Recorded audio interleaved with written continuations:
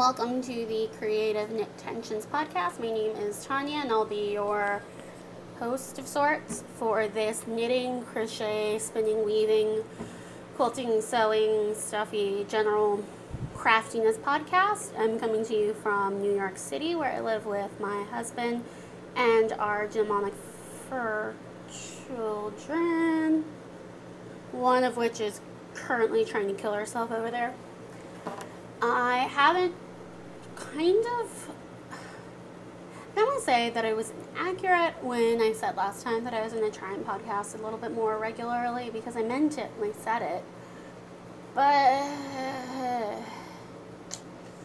you guys know how that goes. Life tends to sometimes happen. I thought that I was going to get a good opportunity last week since it was Memorial Day weekend, and we are busy every single day. On a Saturday, my parents tried to kidnap us, as they always do, for dinner and stuff like that. And then on Sunday, we had a meetup with the New York City Knit Nerds in the Flatiron District, which was delightful to meet up with a lot of people, including Helen from the Curious Handmade podcast, who was in New York from Knitted Kingdom, and Meredith from the Wool Gathering podcast, who was in, you guessed it, New York, coming to us from Canada.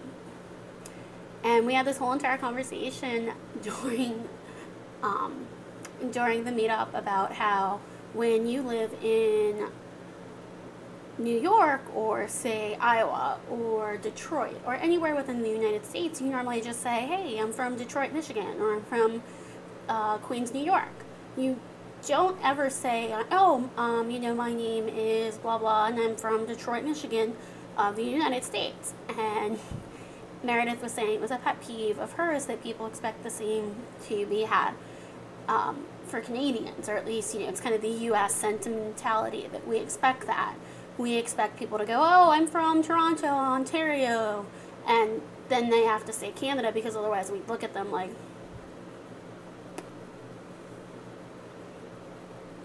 So yeah. It was a great meetup. I had a good time. I made a lot of gift bags filled with minis and teas and things like that, just because I knew it was maybe a little bit of a larger group, and I'm a little bit insane like that.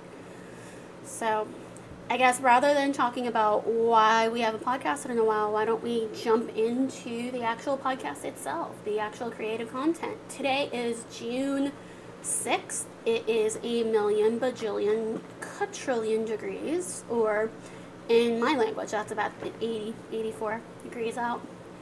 And so if you hear a light hum in the background, that is the air conditioner. This is Molly. Say hi, Molly. That's about the closest we're ever going to get about a hi from her. So I have a chair set up right here with stuff on it that I want to show you guys, and she was attacking it, so I had to kind of grab her and get her down. But I say it's 1,000 million degrees because that is why I will not be. We'll start. I finished 3 tops or sweaters of sorts, kind of, in the month of May. And unfortunately, I'm not happy with any of them. I know. I love the yarn. I loved kind of working on them. Some of them were really interesting in their construction. But the finished objects, I'm not pleased with. May was a really get it done and hate it kind of month for me. And I think that happens because I look at knitting and crafting in general as a creative journey. And so obviously sometimes there are going to be setbacks, when I have, or when others have had injuries with repetitive stress injuries, and you can't craft for as much as you might like.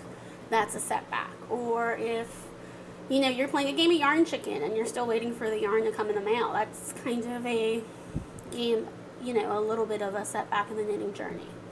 I do apologize for the bouncing of the camera. I've already mentioned the demon is around.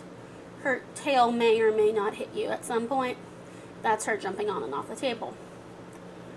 That is another part of my crafting journey. I like to tell the story about when we first got Molly. I came home from work one day, having just finally, after a very long period of time, I'd understood drop spindling, and I was getting really good at spinning, and I made all this yarn on my drop spindle, and it was really exciting. And I came home one day, and she had this cute little face on. She was so proud of something that she accomplished, and I looked around the apartment, and every single yard of that lace weight fiber I had spun on that spindle was woven around every piece of furniture in the apartment. And I could have just cried because she was so proud of herself. And I mean, it still brings bad memories today.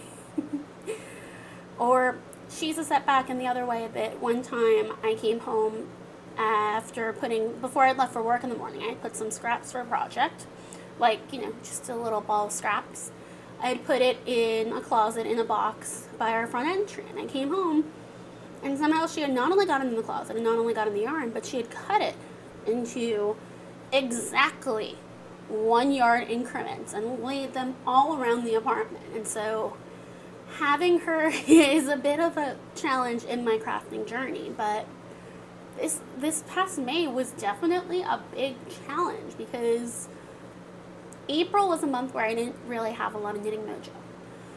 We had talked about that last time, that I didn't not only feel like not knitting or not crocheting, I just felt a little bit lost kind of in my journey. And so I thought I was in a really good place for May, having projects planned and yarn wound and having a queue of projects in case things got difficult or I gave up, or really just having plans. And for me, I tend to be really motivated by the Harry Potter Knit and Crochet House Cup, in that we have, for those of you who aren't aware of fake crazy internet points, the Harry Potter Knit and Crochet Cup is where you're sorted into one of the 4 Hogwarts houses, and you submit projects that you finished in a given month for points. They're fake internet points. Don't think they matter or anything, but all of those points get accumulated, and each of the houses at the end of the term, which is 3 months, ends up winning the House Cup. I'm using this a lot, not because I don't know what it means, but because I feel like you gotta when you're talking about House Cup, because it's a bit of a crazy concept, but I've got to say I find it motivating. You have a month to start and finish a project, and so that was how I first got on my sweater crazy. When I first started knitting in general, the idea that someone would finish a sweater ever in the universe was absolutely, positively, 100% insane to me. How would you possibly do that? Like, there's all these instructions. It's in a different language, legitimately. Like, what do these things even mean? Oh, great, there's an abbreviation key, but it just didn't seem like something I was ever going to be able to translate.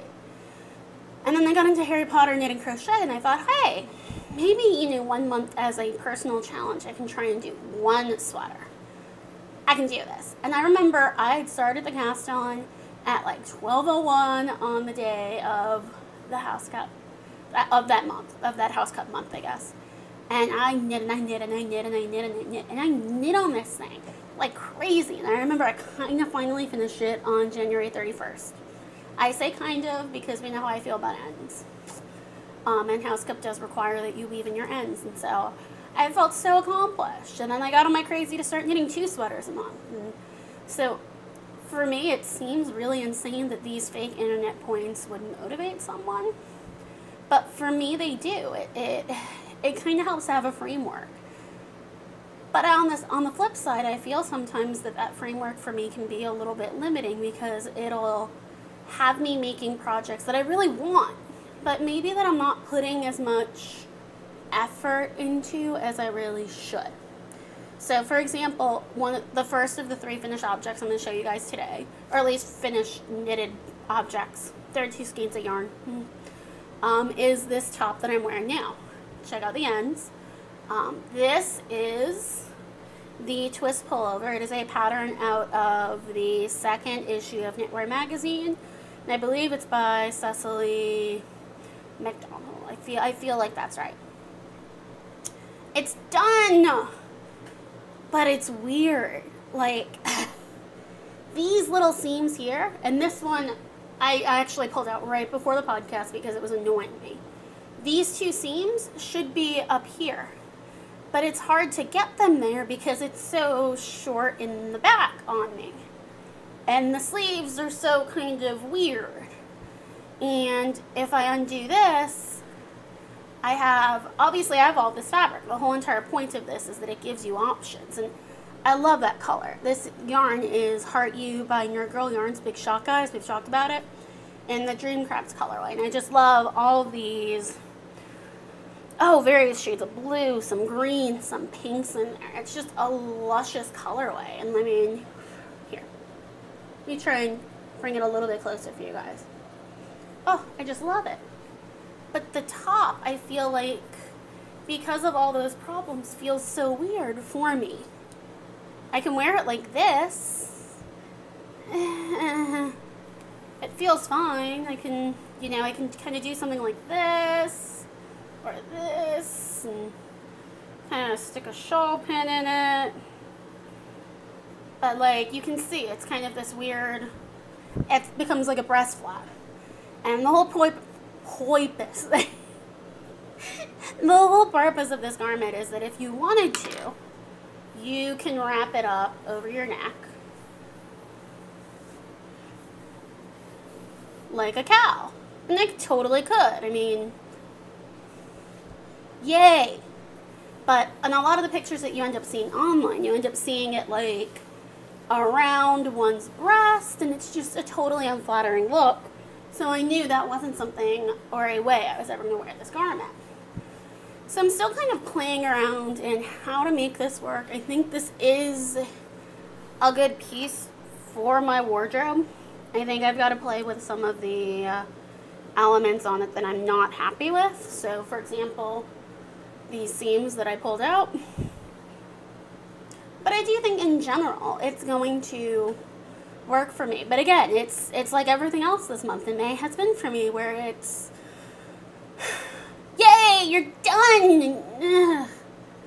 That just kind of defeatist feeling in your crafting where you almost don't want to do anything else. And I found this whole entire year, for as many sweaters as I've knit, not just this year but in general, I'm having so much trouble trying to make sweaters that fit.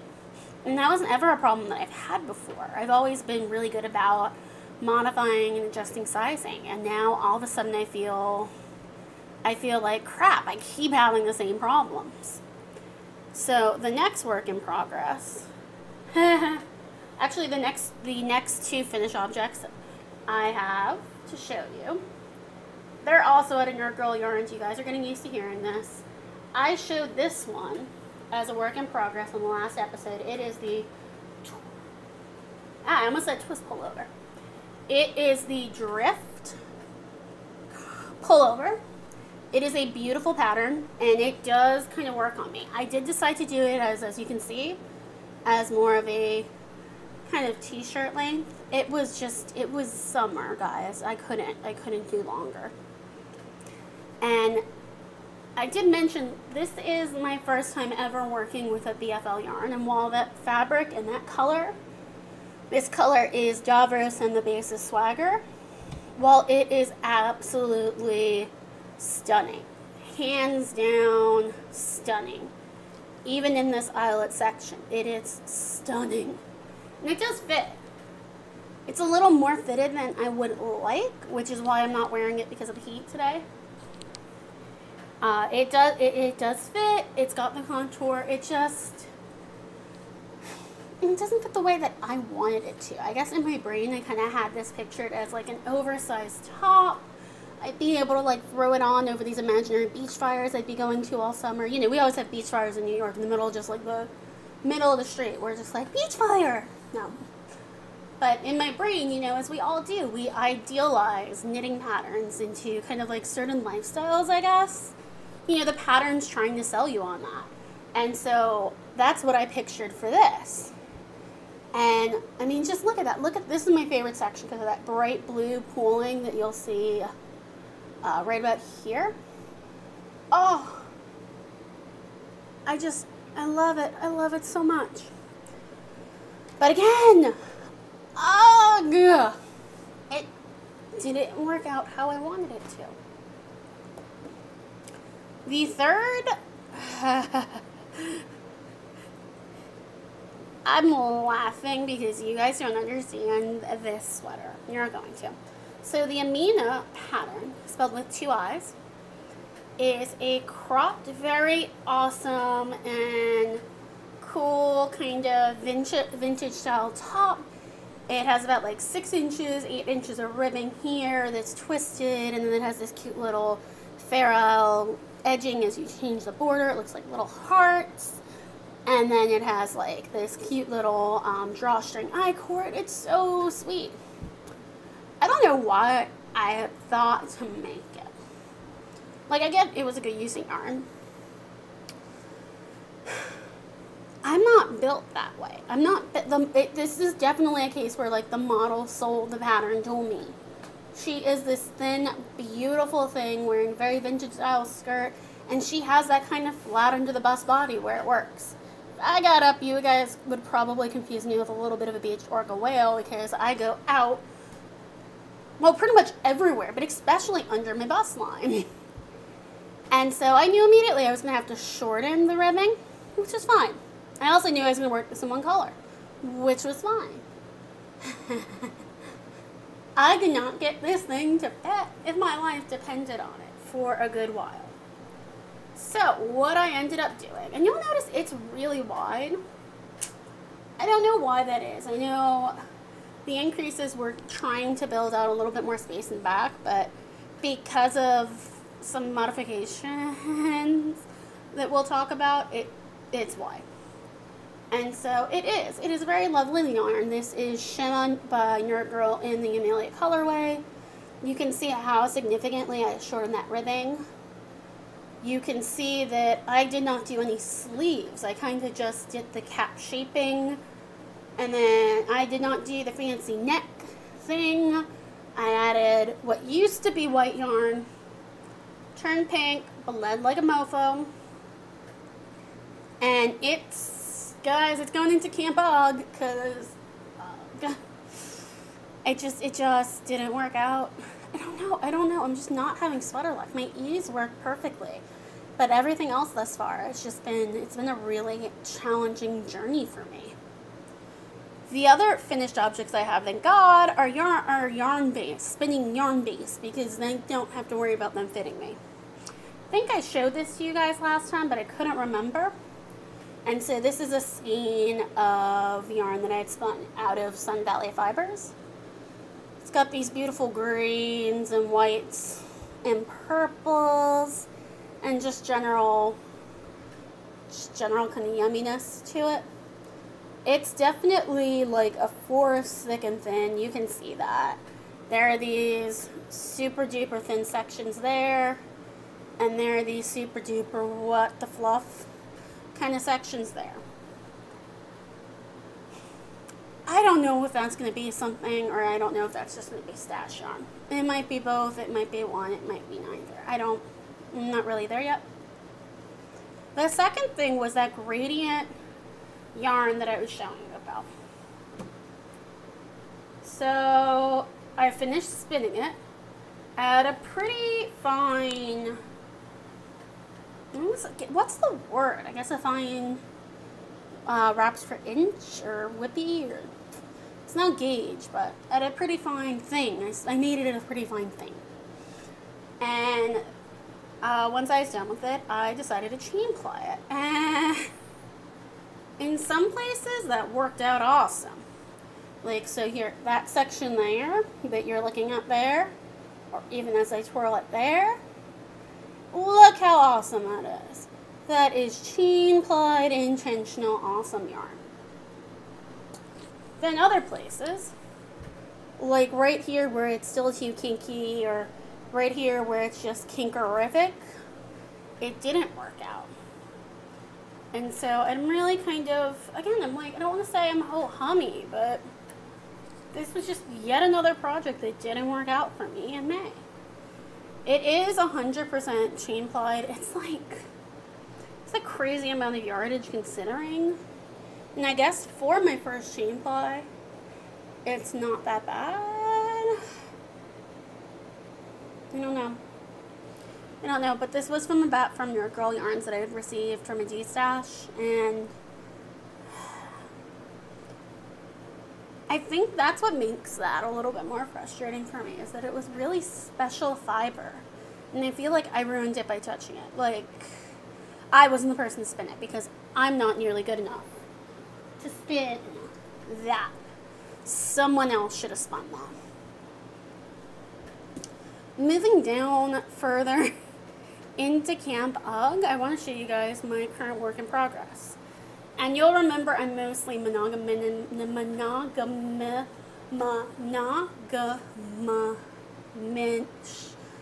I'm kind of monogamous with my projects. There's supposed to be an issue at the end of that, but I seem to be struggling over that. This is the Cobain pattern by Risa of the Reason It's podcast. And so it starts with this really cool kind of top section, and then you bind off and you knit down. This is the front. The front's kind of like not the exciting part of this pattern. The back, however, is where you have in the top yoke section, you have these eyelets. And then as you move down the spine, you have these increases. And I actually changed up over here. Instead of continuing straight down, I wanted a flatter back, so you can see I changed the placement of those increases. And it is a lovely pattern. It's very well written, but I'm so very over knitting this thing, you have no idea. I had my husband put it on waist yarn for me today because I was convinced it was long enough. And it is so tight in the bust. It actually like comes up to here in the front, but it's all the way like at my back. So to see what that looks like from the side, yeah. This yarn is actually a Nerd Girl yarn. It is Nerd Girl Classy Base, so it is a 50% alpaca, linen, and a silk blend. And that's the other thing. I'm pretty sure I'm allergic to the yarn because I keep having hives on my hands. So, not so happy with that work in progress. Guys, this is like the opposite. Like, for those of you who watch the Happy Knitting podcast, and that lovely jovial title, this is like the miserable podcast today. I'm just so, nothing's working out, and I apologize. For spinning, I started using one of my new Acreworks bobbins, and look how pretty that is. I'm looking at the other end of this as the camera is showing you that end. I could stare at this thing all day. It is so stunning. And when it's going through the wheel, it's just like, it's too beautiful. It's too beautiful for words. On it, I'm spinning in Fiber Optics Gradient in the Parakeet colorway that I had gotten at Rhinebeck this past year. It is a 75% merino, 25% silk blend.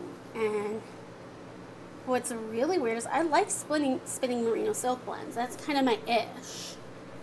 I hate this fiber. It is, for me,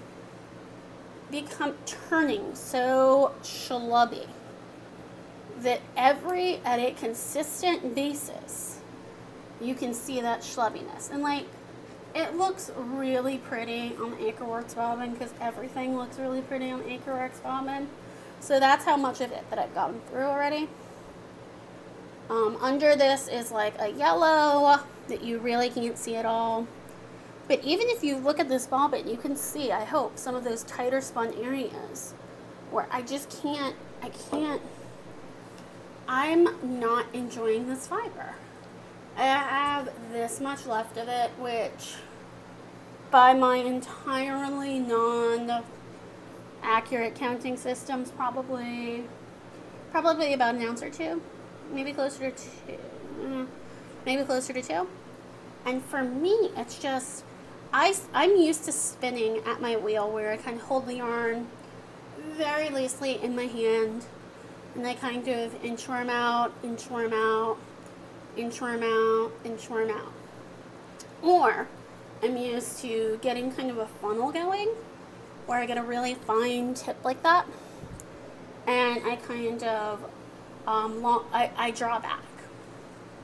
With this, I find that, like, in here, I think I could actually show you where my problem is with this yarn. Let me just find where the color breaks. So there's only a little bit of the green left here before it transitions into another color. I'm used to fiber that breaks or tears easy. Hear that noise, guys?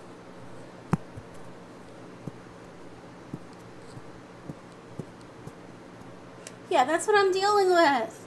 I held up for a couple of those tufts right up to the microphone so that you could actually like hear that. The fiber, I mean, it's soft, I guess, but I find it so hard to draft. I actually was really shocked by that. And again, I normally just spin straight from the braid, or if I'm dealing with, just piles of fluff, I'm just It's one of the reasons I love like loop bats is because you can just get one end in and just kind of like you're feeding it into the machine. But with this, I don't know what it is. Maybe it's the way that it's prepared, or I don't know if any of you have experience with fiber optic gradients in particular, because I know some of her other braids, I have friends who can only speak the highest of them, so I imagine this is a problem particular to me, or maybe to the gradient that I'm just too inexperienced of a spinner to know how to deal with, but I don't know. This is not a yarn that wants to give up. It's not a fiber. I mean, here, I'm going to do, again, because I want to separate the next color breaks, because something I'm going to try doing is instead of feeding it into the wheel like this, I want to try spinning from the fold. So here, let's break the next color apart, guys. Let's see if it makes that awful, awful, awful noise again. I'll hold it the mic for you. That one went easier. Yay! But yeah, I mean, I've never had a fiber that I feel like I've had to fight this much with. It's really awkward, to say the very least. I mean,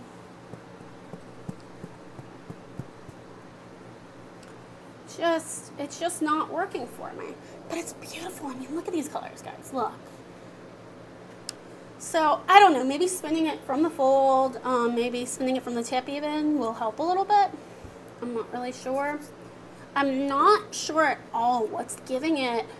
Well, actually, I am. I know what's giving it that numbiness is that as I get a... Here, let me kind of... I don't know if this is a common spinning strategy or whatnot. I don't know. I tend to keep a far yarn from the wheel. So, here's where my bobbin is. And I'll be I'll keep the yarn here. This is where I'm drafting all the way out here.